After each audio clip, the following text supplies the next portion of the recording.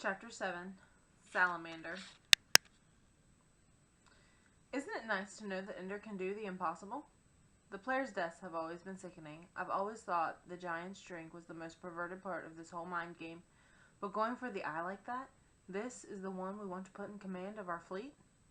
What matters is that he won the game that couldn't be won. I suppose you'll move him now. We're waiting to see how he handled the thing with Bernard. He handled it perfectly.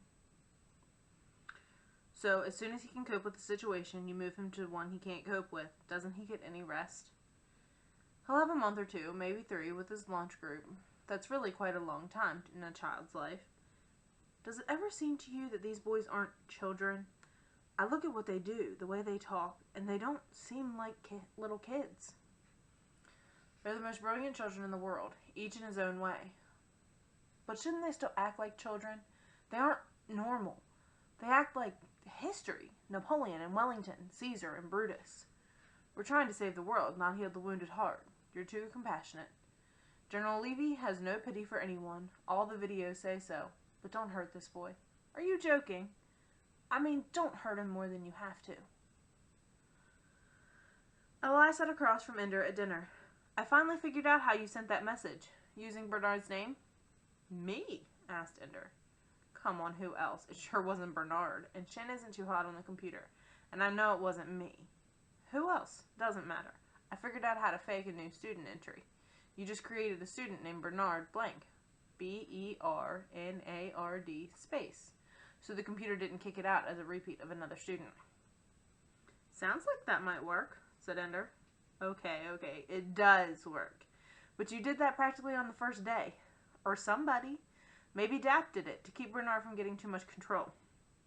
I found something else. I can't do it with your name. Oh? Anything with Ender in it gets kicked out. I can't get inside your files at all either. You made your own security system. Maybe. Eli grinned. I just got in and trashed somebody's files. He's right behind me on the cracking the system. I need protection, Ender. I need your system. If I give you my system, you'll know how I do it, and you'll get in and trash me. You say me, Eli asked. I is the sweetest friend you got. Ender laughed. I'll set up a system for you. Now, can I finish eating? You never finish eating. It was true. Ender's tray always had food on it after a meal. Ender looked at the plate and decided he was through. Let's go then. When they got to the barracks, Ender squatted down by his bed and said, Go get your desk and bring it over here. I'll show you how. But when Eli brought his desk to Ender's bed, Ender was just sitting there, his locker still closed. What's up? Asked Eli.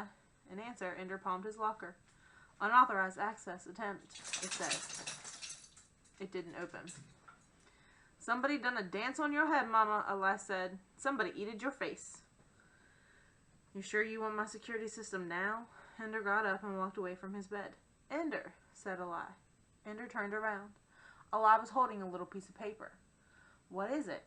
Eli looked up at him. Don't you know? This was on your bed. You must have sat on it. Ender took it from him. Ender Wiggin, assigned Salamander Army, Commander Bonzo Madrid, effective immediately. Code green, green, brown. No possessions transferred. You're smart, Ender. But you don't do the battle room any better than me. Ender shook his head. It was the stupidest thing he could think of to promote him now. Nobody got promoted before they were 8 years old. Ender wasn't even 7 yet, and launchies usually moved into armies together, with most armies getting a new kid at the same time. There were no transfer slips on any of the other beds. Just when things were finally coming together. Just when Bernard was getting along with everybody, even Ender. Just when Ender was beginning to make a real friend out of Eli. Just when his life was finally getting livable. Ender reached down to pull Eli up from the bed. Salamander's army's in contention anyway, Eli said, tears coming to his eyes. Mustn't cry, he told himself. Eli saw the tears, but had the grace not to say so. They're fart heads, Ender. They won't even let you take anything you own.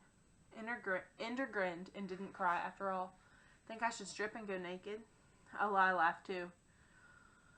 On impulse, Ender hugged him tight, almost as if he were Valentine. He even thought of Valentine then and wanted to go home. I don't want to go, he said. Eli hugged him back. I understand them, Ender. You are the best of us. Maybe they in a hurry to teach you everything. They don't want to teach me everything, Ender said.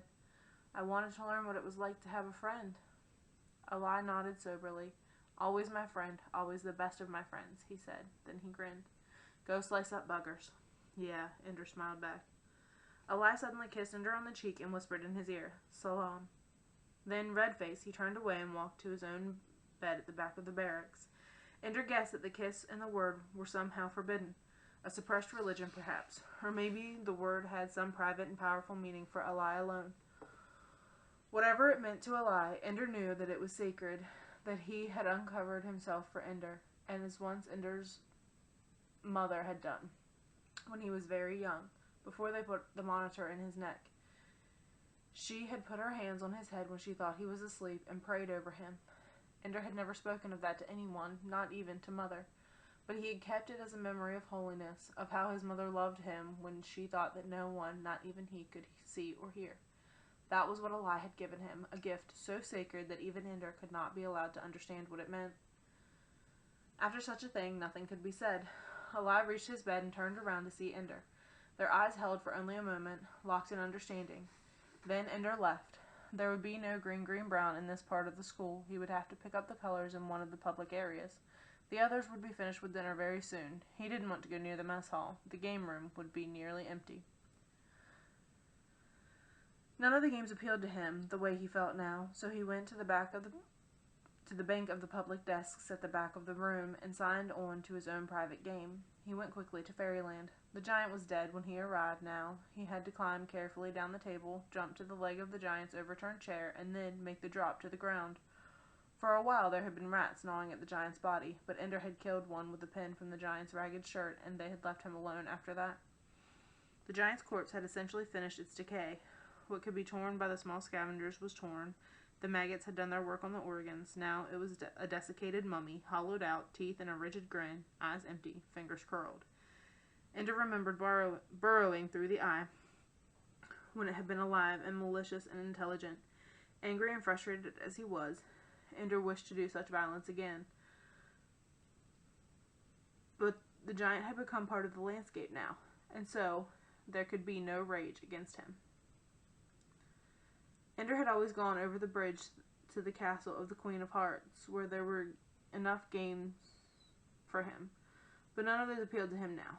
He went around the giant's corpse and followed a brook upstream to where it emerged from the forest. There was a playground there, slides and monkey bars, teeter-totters, and merry-go-rounds, with a dozen children laughing as they played. Ender came and found that in the game he had become a child, though usually his figure in the games was adult. In fact, he was smaller than the other children. He got in line for the slide. The other children ignored him. He climbed up to the top, watched the boy before him whirl down this long spiral to the ground. Then he sat and began to slide. He had not slid for a moment when he fell right through the slide and landed on the ground under the ladder. The slide would not hold him. Neither would the monkey bars.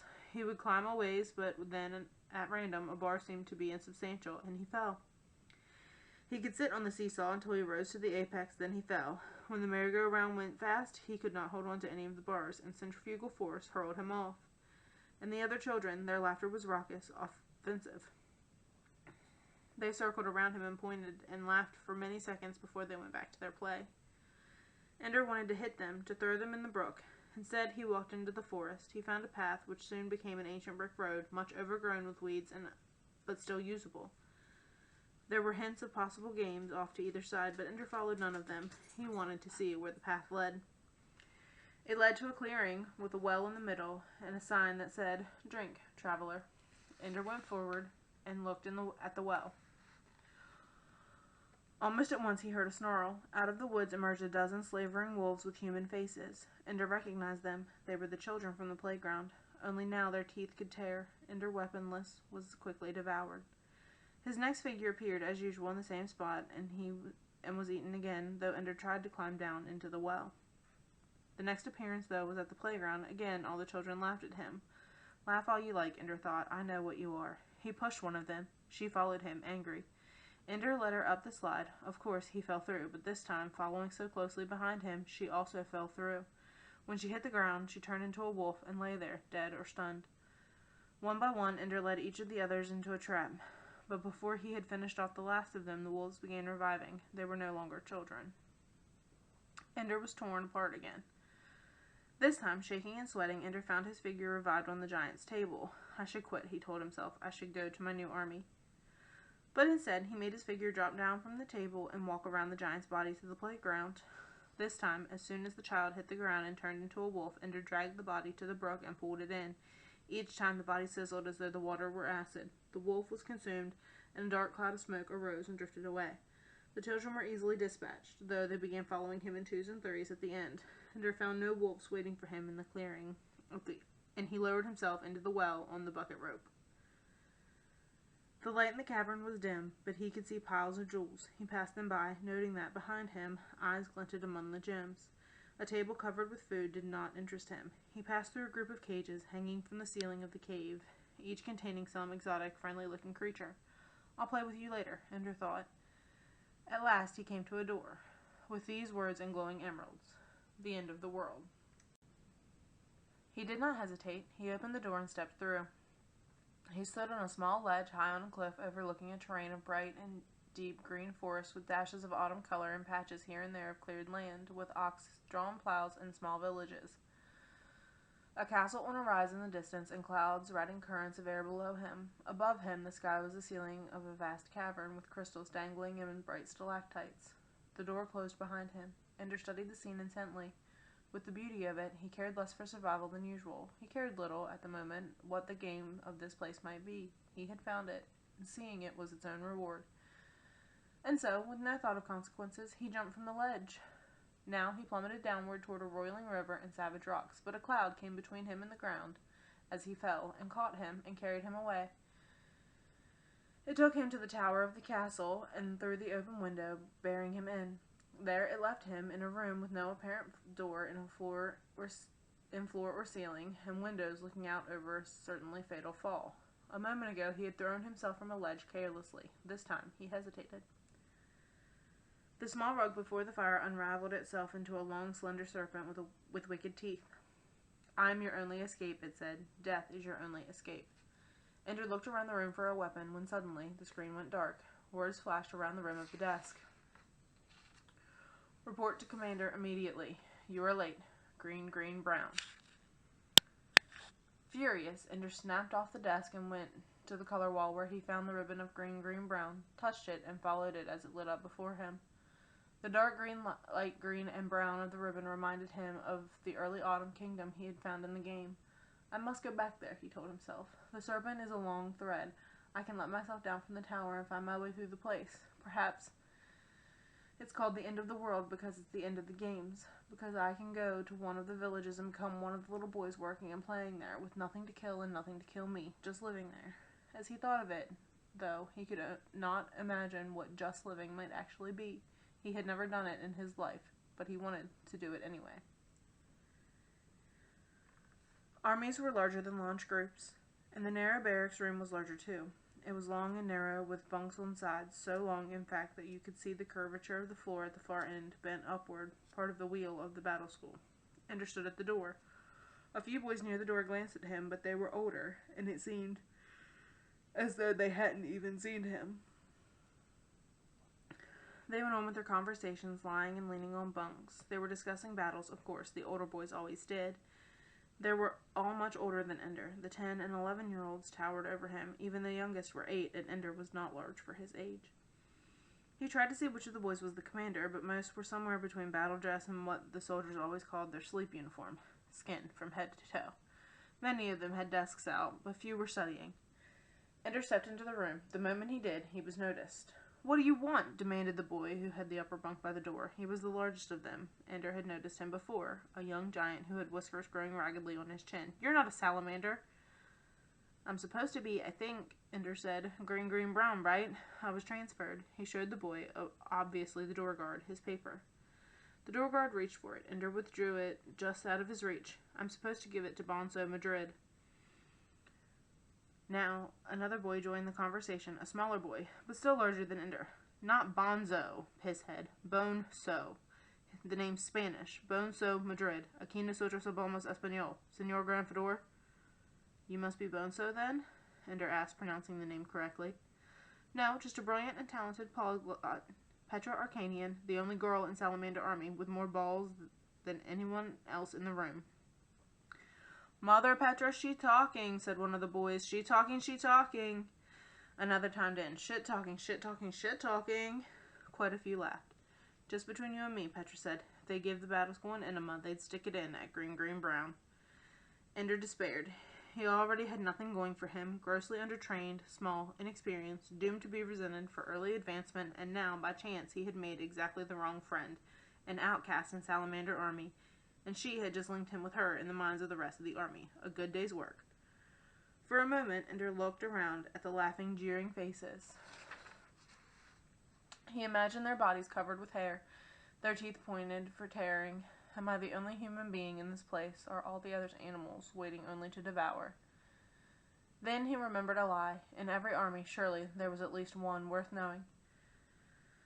Suddenly, though no one said to be quiet, the laughter stopped and the group fell silent. Ender turned to the door. A boy stood there, tall and slender, with beautiful black eyes and slender lips that hinted at refinement. "I would follow such beauty," said something inside Ender. "I would see as those eyes see." "Who are you?" asked the boy quietly. "Ender Wiggins, sir," Ender said. Reassigned from launch to Salamander Army, he held out the orders. The boy took this paper in a swift, sure movement without touching Ender's hand. "How old are you, Wiggin?" he asked. "Almost 7.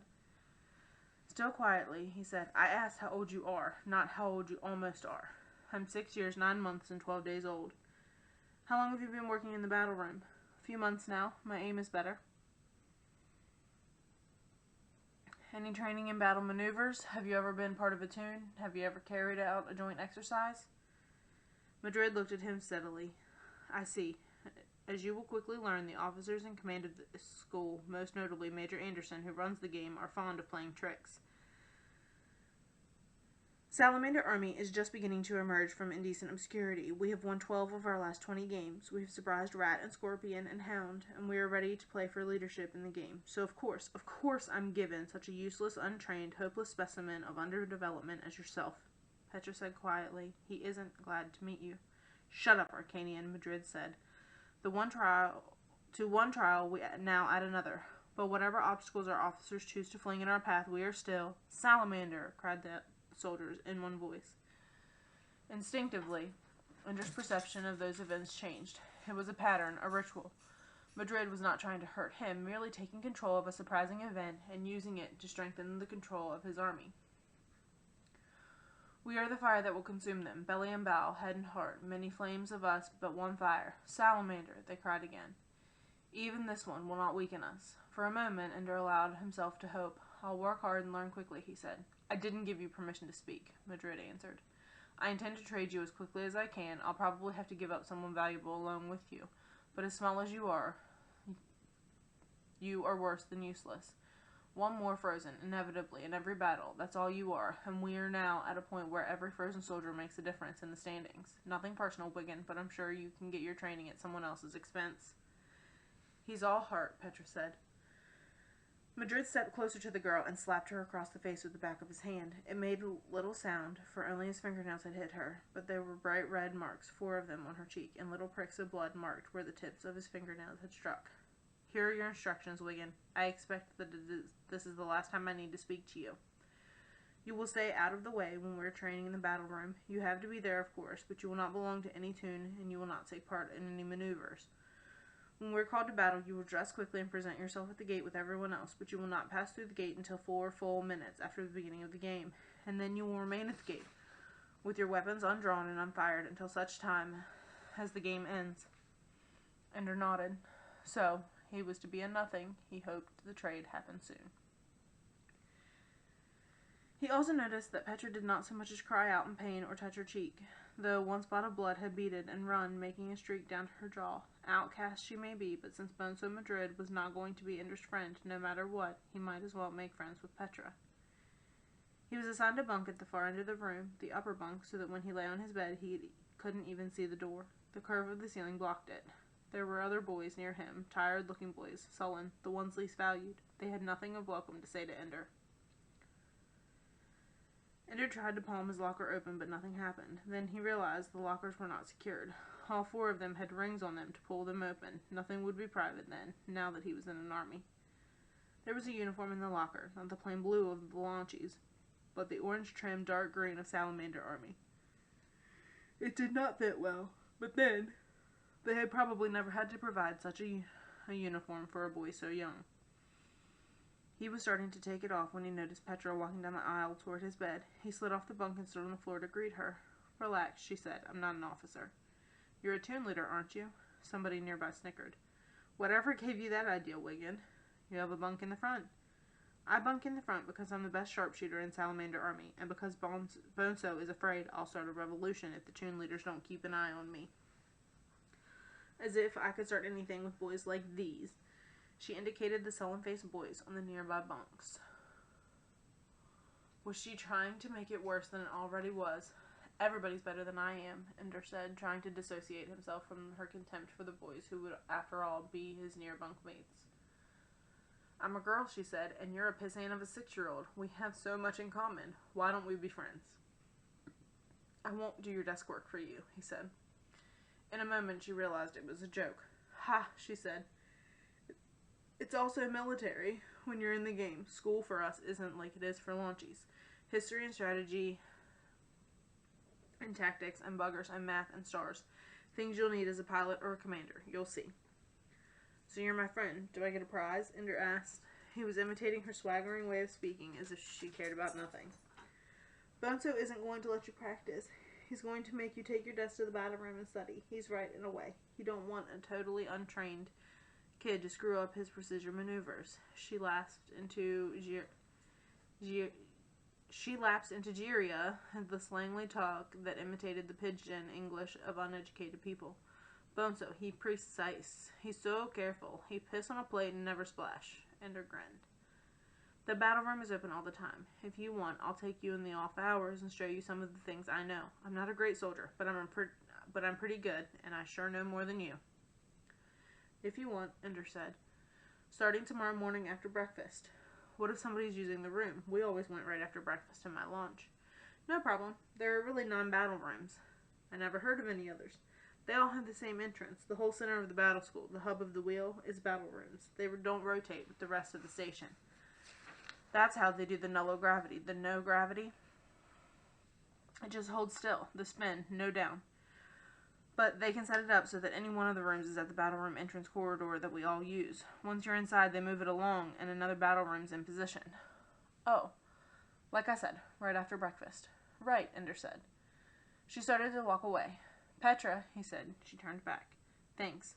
She said nothing, just turned around again and walked down the aisle.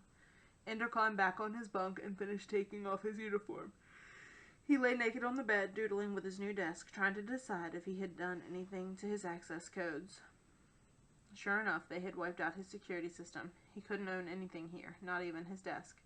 The lights dimmed a little, getting toward bedtime. Ender didn't know which bathroom to use. "Go left out of the door," said the boy on the next bunk.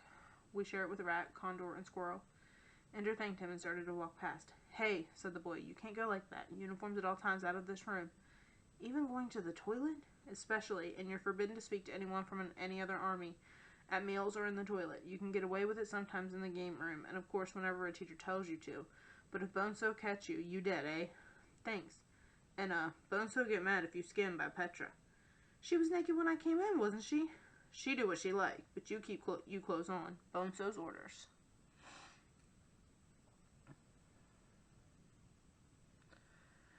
That was stupid. Petra still looked like a boy. It was a stupid rule. It set her apart. It made her different. Split the army. Stupid. Stupid. How did Bonzo get to be a commander if he didn't know any better than that? A lie would be a better commander than Bonzo. He knew how to bring a group together.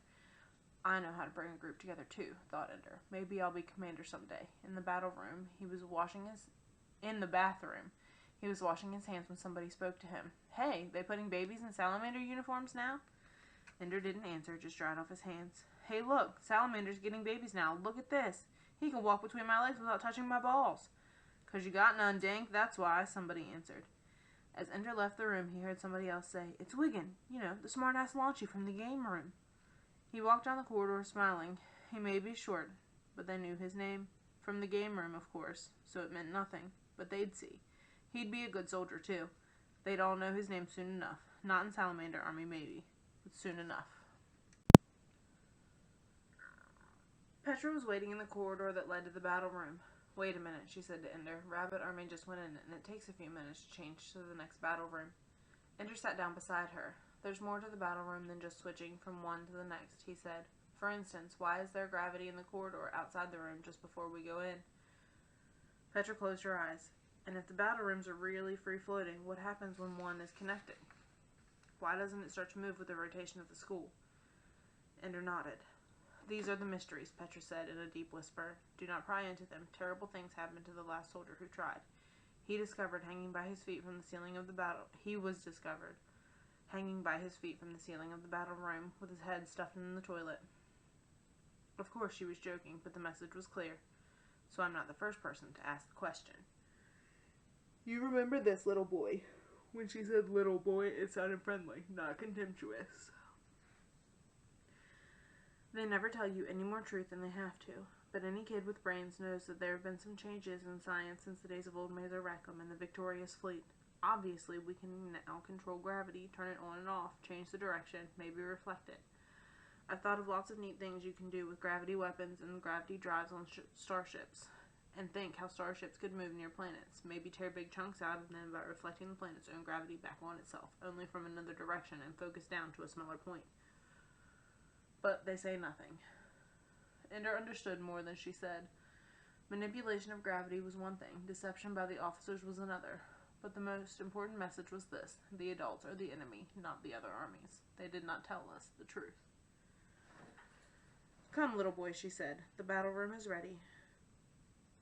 Petra's hands are steady. The enemy is deadly. She giggled. Petra the poet, they call me. They also say you're crazy as a loon. Better believe it, baby butt. She had 10 target balls in a bag, and held onto her suit with one hand and the wall with the other. So to steady her, she threw them, hard in different directions. In the null gravity, they bounced every which way. Let go of me, she said.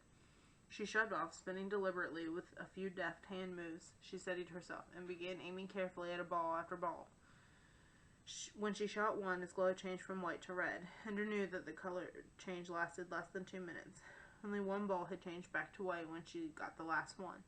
She rebounded accurately from a wall and came at a high speed back to Ender. He caught her and held her against her own rebound. One of the first techniques they had taught him as a launchie.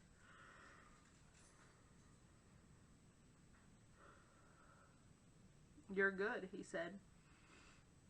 None better, and you're going to learn how to do it.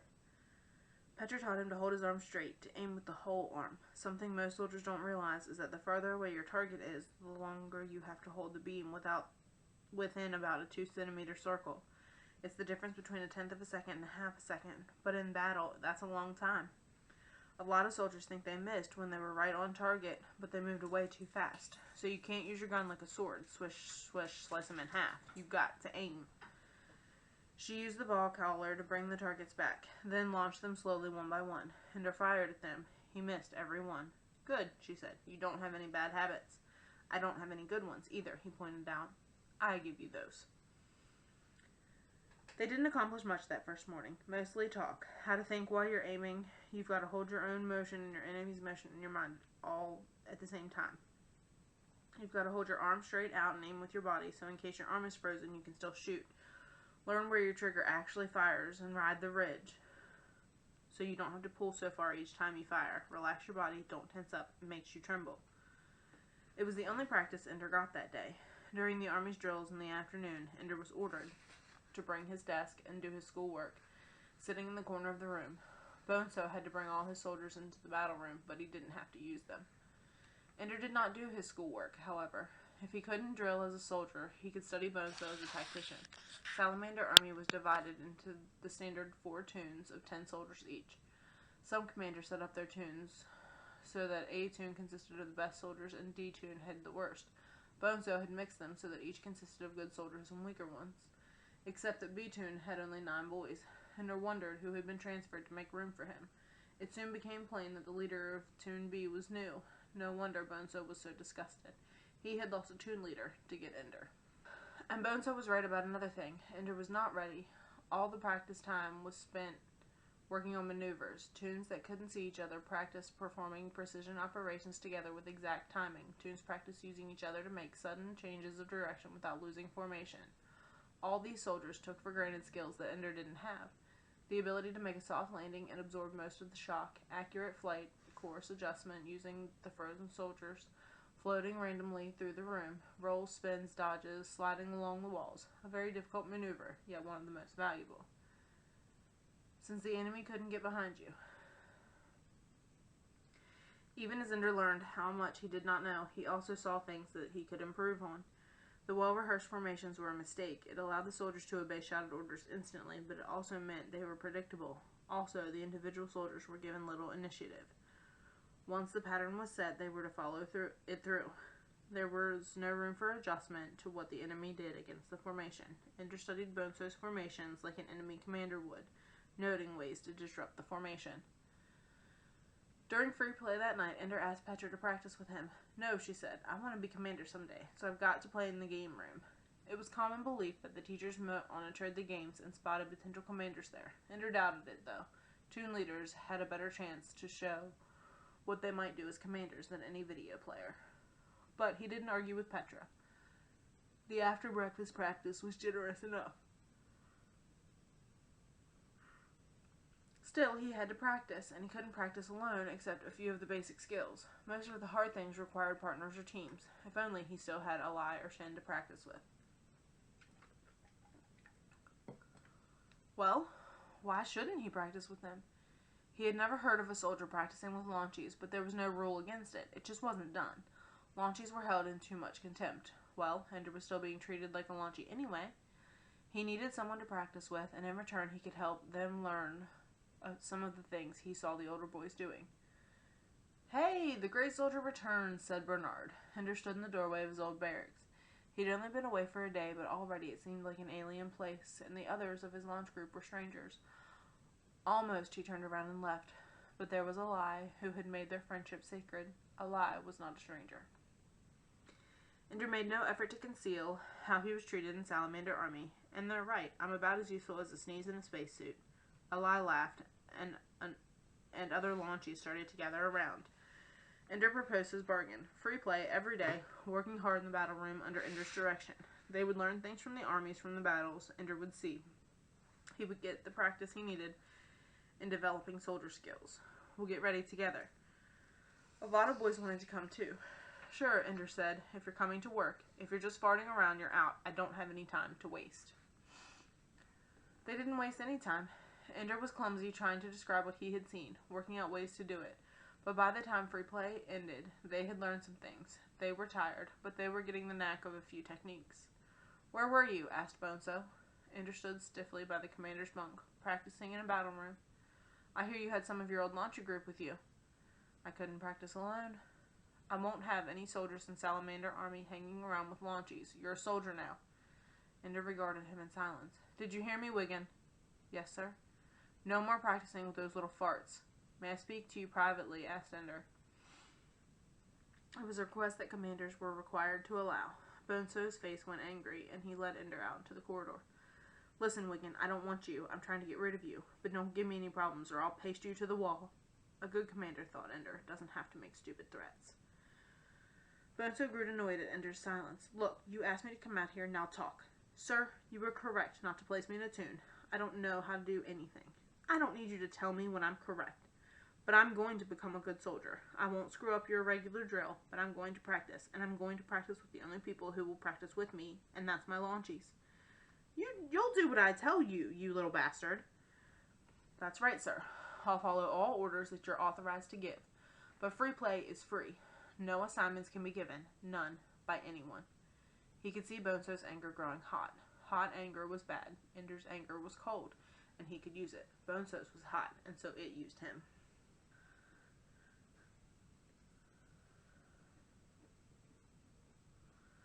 Sir, I've got my own career to think of. I won't interfere in your training and your battles, but I've got to learn sometime. I didn't ask to be put into your army. You're trying to trade me as soon as you can. But nobody will take me if I don't know anything, will they? Let me learn something, and then you can get rid of me all the sooner and get a soldier you can really use. Bonzo was not such a fool that anger kept him from recognizing good sense when he heard it. Still, he couldn't let go of his anger immediately. While you're in Salamander Army, you'll obey me. If you try to control my free play, I can get you iced. It probably wasn't true, but it was possible. Certainly, if Ender made a fuss about it, interfering with free play could conceivably get Bonzo removed from command. Also, there was the fact that the officers obviously saw something in Ender since they had promoted him. Maybe Ender did have influence enough with the teachers to ice somebody. Bastard, said Bonzo. It isn't my fault you gave me that order in front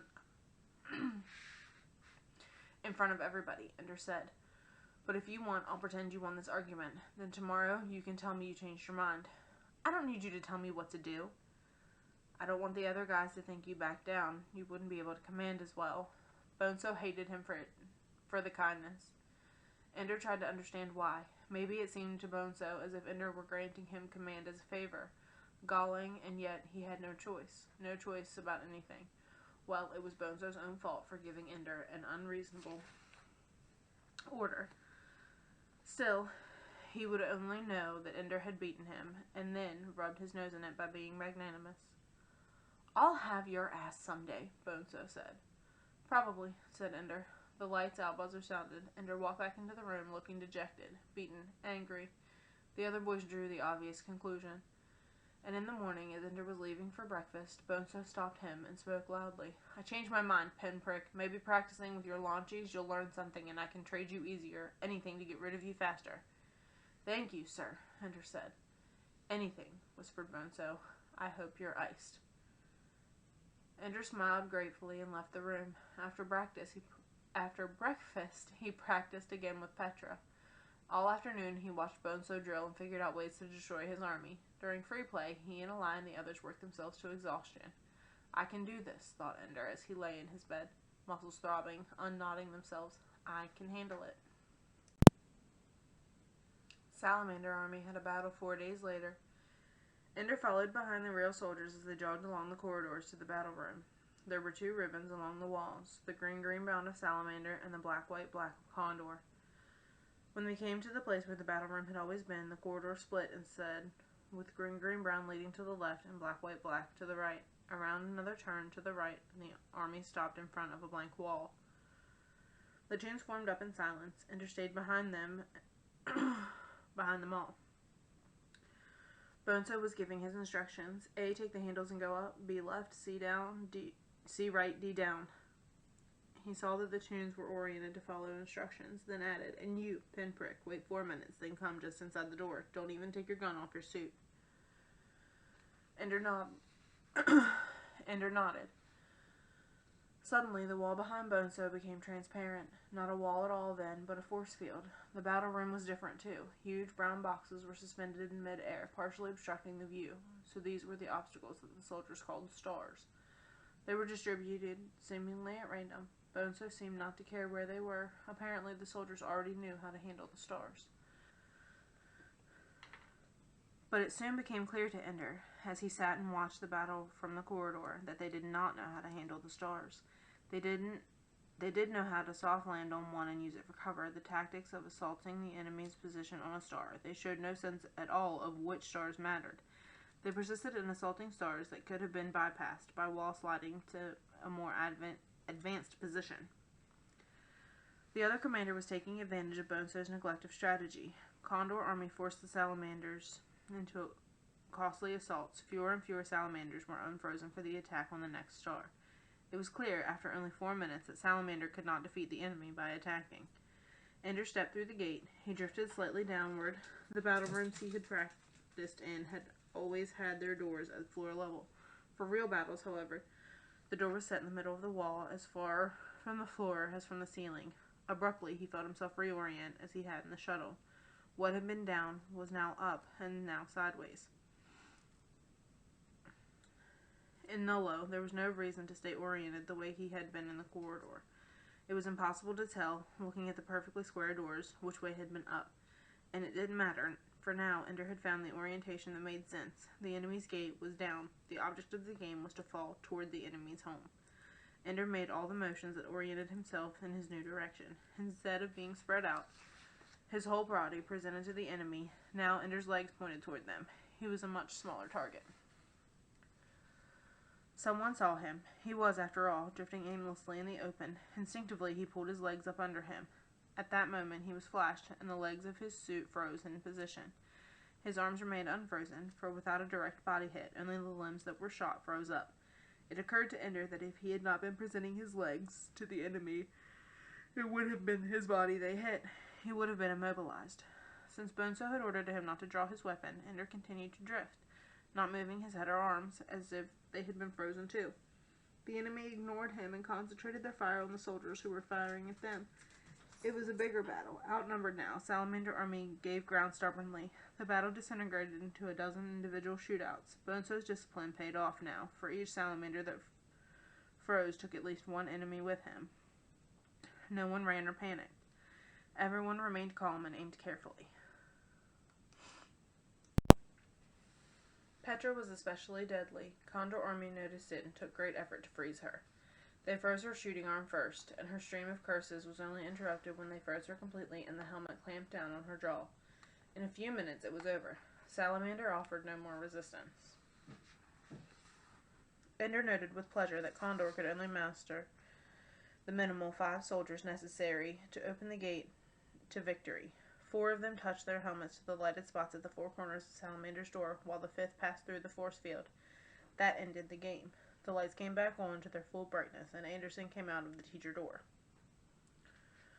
I could have drawn my gun, thought Ender. As the enemy approached the door, I could have drawn my gun and shot just one of them, and they would have been too few. The game would have been a draw. With 4 men to touch the 4 corners and a 5th man to pass through, without 4 men to touch the 4 corners and a 5th man to pass through the gate, Condor would have had no victory. Bonzo, you ass, I could have saved you from this defeat. Maybe even turned it to a victory, since they were sitting there, easy targets, and they wouldn't have known at first where the shots were coming from. I'm a good enough shot for that. But orders were orders. Ender had promised to obey. He did get some satisfaction out of the fact that on the official tally, Salamander recorded not the expected 41 disabled or eliminated, but rather 40 eliminated and 1 damaged. Bonzo couldn't understand it until he consulted Anderson's book and realized who it was. I was only damaged, Bonzo, thought Ender. I could still shoot. He expected Bonzo to come to him and say, next time, when it's like that, you can shoot. But Bonzo didn't say anything to him at all until the next morning after breakfast. Of course, Bonzo ate in the commander's mess, but Ender was pretty sure the odd score would cause as much stir in there as it did in the soldiers' dining hall. In every other game that wasn't a draw, every member of the losing team was either eliminated, totally frozen, or disabled, which meant they had some body parts still unfrozen but were unable to shoot or inflict damage on the enemy. Salamander was the only losing army with 1 man in the damaged but active category. Ender volunteered no explanation, but other members of Salamander Army let it be known why it had happened. And when other boys asked him why he hadn't disobeyed orders and fired, he calmly answered, I obey orders. After breakfast, Bonzo looked for him. The order still stands, he said, and don't you forget it. It will cost you, you fool. I may not be a good soldier, but I can still help, and there's no reason you shouldn't let me. Ender said nothing. An interesting side effect of the battle was that Ender emerged at the top of the soldier efficiency list. Since he hadn't fired a shot, he had a perfect record on shooting. No misses at all. And since he had never been eliminated or disabled, his percentage there was excellent. No one else came close. It made a lot of boys laugh, and others were angry, but on the prized efficiency list, Ender was now the leader. He kept sitting out the army practice sessions and kept working hard on his own, with Petra in the mornings and his friends at night. More launchies were joining them now. Not on a lark, but because they could see results. They were getting better and better. Ender and Eli stayed ahead of them, though. In part, it was because Eli kept trying new things which forced Ender to think of new tactics to cope with them. In part, it was because they kept making stupid mistakes, which suggested things that no self-respecting and well-trained soldier would even have tried. Many of the things they attempted turned out to be useless, but it was always fun, always exciting, and even though things worked that they knew it was helping them. And enough things worked that they knew it was helping them. Evening was the best time of the day. The next two battles were easy Salamander victories. Ender came in after 4 minutes and remained untouched by the defeated enemy. Ender began to realize that Condor Army, which had beaten them, was unusually good. Salamander, weak as Bonzo's grasp of strategy might be, was one of the better teams, climbing steadily in the ratings, clawing for 4th place with Rat Army.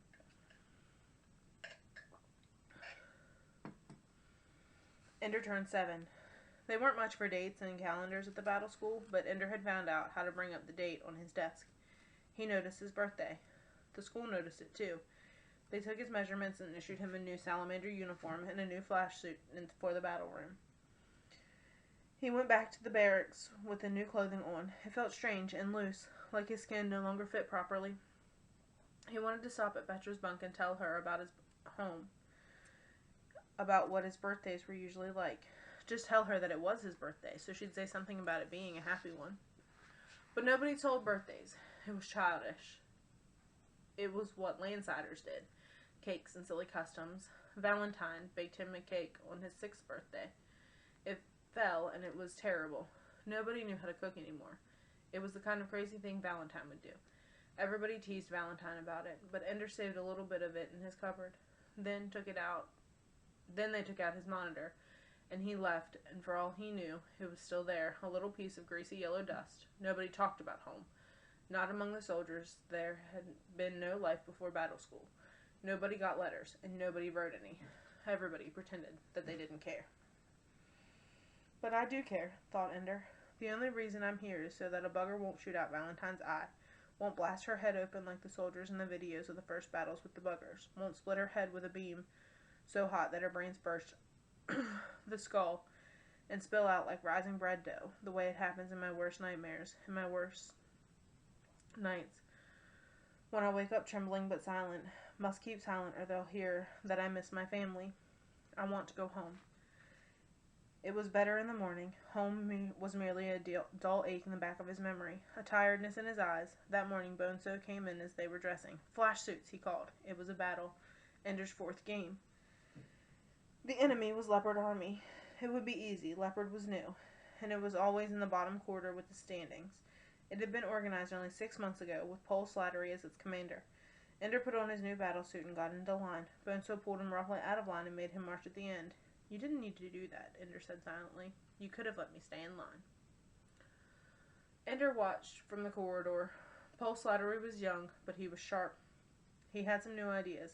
He kept his soldiers moving, darting from star to star, wall sliding to get behind and above the stolid salamanders. Ender smiled. Bonzo was hopelessly confused, and so were his men. Leopard seemed to have men in every direction.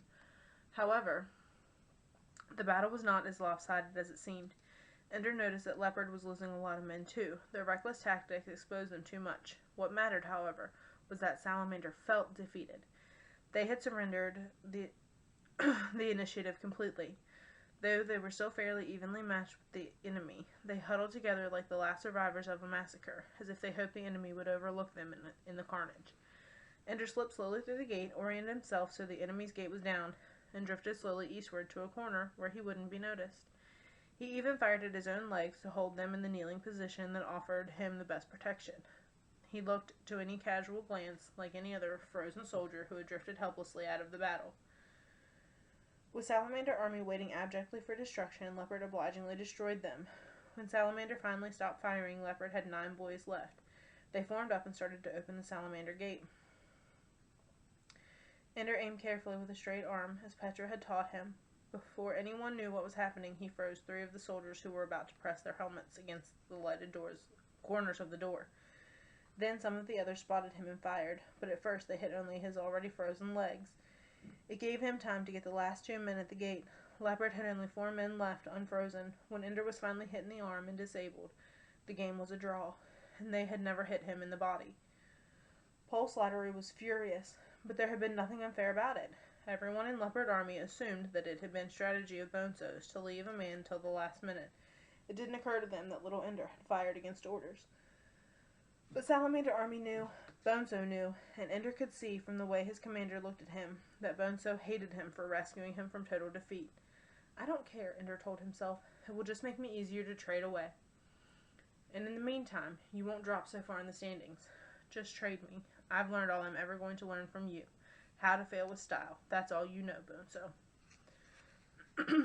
What have I learned so far? Ender listed things in his mind as he undressed by his bunk. The enemy's gate is down. Use my legs as a shield in battle. A small reserve held back until the end of the game can be decisive, and soldiers can sometimes make decisions that are smarter than the orders they've been given. Naked, he was about to climb into bed when Bonzo came toward him, his face hard and set. I have seen Peter like this, thought Ender, silent with murder in his eye, but Bonzo is not Peter. Bonzo has more fear. Wigan, I finally traded you. I was able to persuade Rat Army that your incredible place on the efficiency list is more than an accident. You go over there tomorrow. Thank you, sir, Ender said. Perhaps he sounded too grateful. Suddenly, Bonzo swung at him, caught his jaw with a vicious open-handed slap. It knocked Ender sideways into his bunk, and he almost fell. Then Bonzo slugged him hard in the stomach. Ender dropped to his knees. You disobeyed me, Bonzo said loudly for all to hear. No good soldier ever disobeys. Even as he cried from the pain, Ender could not help but take vengeful pleasure in the murmurs he heard rising through the barracks. You fool, Bonzo. You aren't enforcing discipline, you're destroying it. They know I turned defeat into a draw, and now they see how you repay me. You make yourself look stupid in front of everyone. What is your discipline worth now? The next day, Ender told Petra that for her sake, the shooting practice in the morning would have to end. Bonzo didn't need anything that looked like a challenge now, and so she'd better steer clear of Ender for a while. She understood perfectly. Besides, she said, you're as close to being a good shot as you'll ever be. He left his desk and flash suit in the locker. He would wear his salamander uniform until he could get to the commissary and change it for one of the brown and black of Rat. He had brought no possessions with him. He would take none away. There were none to have. Everything of value was in the school computer or in his own head and hands. He used one of the public desks in the game room to register for an Earth Gravity Personal Combat course during the hour immediately after breakfast. He didn't plan to get vengeance on Bonzo for hitting him, but he did intend that no one would be able to do that to him again.